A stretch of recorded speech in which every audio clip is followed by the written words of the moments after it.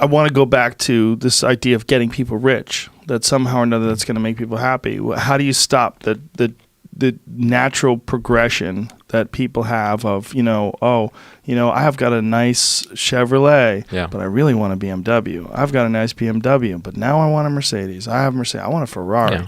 Yeah. How do you stop that material possession trap? Because you can't at some level, but I think most smart people over time realize that possessions don't make them happy. Right? It's just you have to go through that. You have to buy your stupid car to realize that it doesn't attract attractive girls. It actually just attracts other dudes who are like, hey, I like that car, man. Right. Like as you get older, you just realize that there's no happiness in material possessions. Now, lack of material possessions can make you very unhappy. Yes. So being poor can make you unhappy, but being rich is not going to make you happy. And what happens, unfortunately, a lot of people struggle through their whole lives to make money.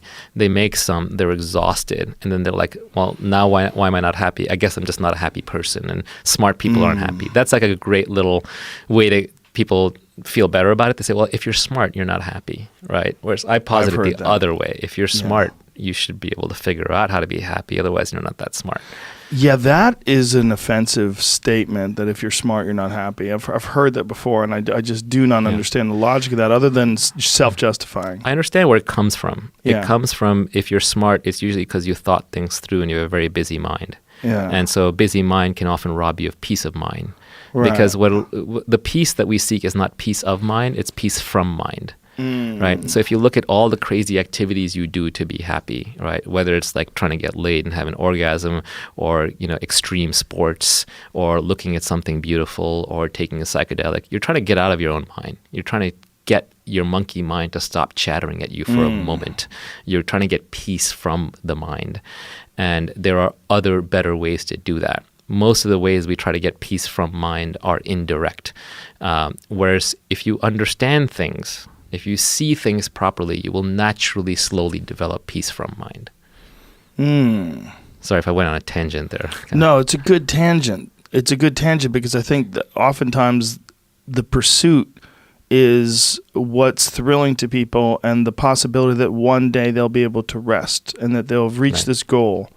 That's the fundamental delusion, that there is something out there that will make me happy and fulfill forever. Yeah, the golden years. There is. It's called death. Oh. That'll take care of everything. That's the great leveler. But when people look at particularly social media, let's bring it back to that, when you see someone who, you see them posed in front of their mansion with their beautiful car and they're leaning against it with their designer clothes on, their expensive watch, you go, I want that. Right. That's what I want. What you really want is freedom. You want freedom from your money problems. Right. And I think that's okay. So people, once someone can solve their money problems, either by lowering their lifestyle or by making enough money. Essentially what you want to get everybody to is retirement, but not retirement in the I'm 65 years old, sitting in a nursing home collecting a check retirement. Different definition. Retirement is when you stop sacrificing today for some imaginary tomorrow. Okay. Yes. When today is complete in and of itself, you're retired.